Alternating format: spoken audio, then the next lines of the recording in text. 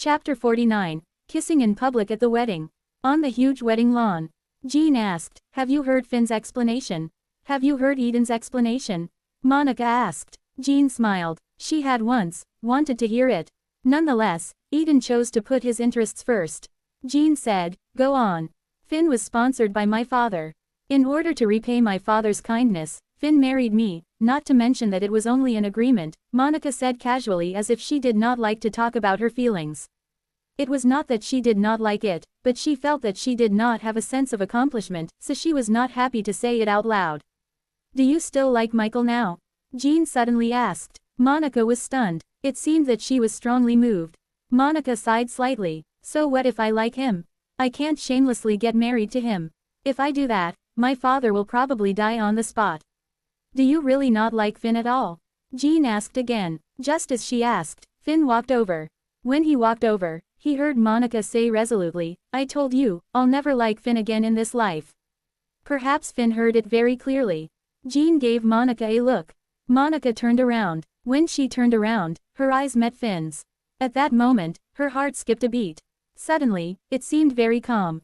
In any case, Finn did not like her, so she did not need to be emotionally burdened. Furthermore, he even said last night that he was afraid that she would tarnish his innocence. Tisk, tisk, tisk. He has the nerve to say that he's innocent. The wedding is about to start. Finn's expression was calm as if he did not hear what Monica said. Jean nodded slightly. She held George's hand and walked toward the main venue of the wedding. Monica followed Finn. The seats were all arranged. According to the rules of Southampton City, the bride's side was the guest of honor at the wedding, so the Lawrences' seats were naturally in the most conspicuous place. Jean and George sat at the side of the seats for the Lawrences. The wedding was about to begin. The other guests also sat and waited for the ceremony to begin. While Jean was waiting for the wedding to begin, she took out her phone and played with it. A message popped up. "If I play Jasmine's video now, her life will be ruined. Are you sure you don't want me to play it?" The message was sent to her by Kingsley. After taking down the mini camera, Jean copied the content and sent it to Kingsley before deleting it. Many things were not safe with her, after all. Jean replied, "Am I someone who wants temporary relief? Jasmine is still useful, so why should I enjoy temporary relief?" Kingsley replied to her with 2 smiley emojis. Jean continued to type, "Also, don't be so hypocritical. If you really wanted to make me happy, you would have released it long ago. Why are you still asking me?" Kingsley seemed to be a little embarrassed, so he responded with 2 words, "Talk later." Jean also put down her phone. At this moment, a person sat next to her. Jean turned her head. She was stunned. Fourth Master Swan nodded as if he was greeting her. "Fourth Master, did you take the wrong seat?" Jean asked, the corners of her mouth maintaining a strange smile. "Is there anyone beside you?" "This is the seat for the main guest," Jean said. "The Swans don't have so many rules." Quote. At this moment, the wedding music began to play. Jean turned around and focused her attention on the wedding. Eden had changed into a black suit. His tall and straight body made him look handsome. As the wedding music played, Jasmine held onto Alexander's arm and walked toward Eden step by step. Jean just watched silently. There was no expression on her face. And her mood did not fluctuate much. She had almost forgotten that when she was passionately in love with Eden back then, she had imagined her wedding with him. "What kind of wedding do you like, Ms. Lawrence?" the person beside her suddenly asked.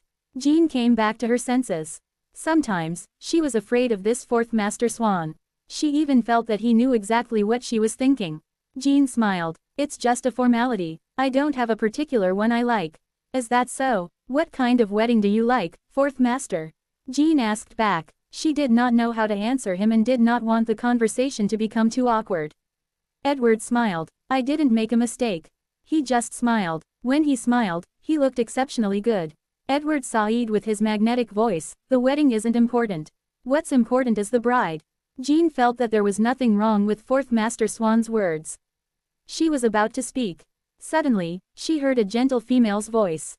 Even a woman's heart would move when one heard it.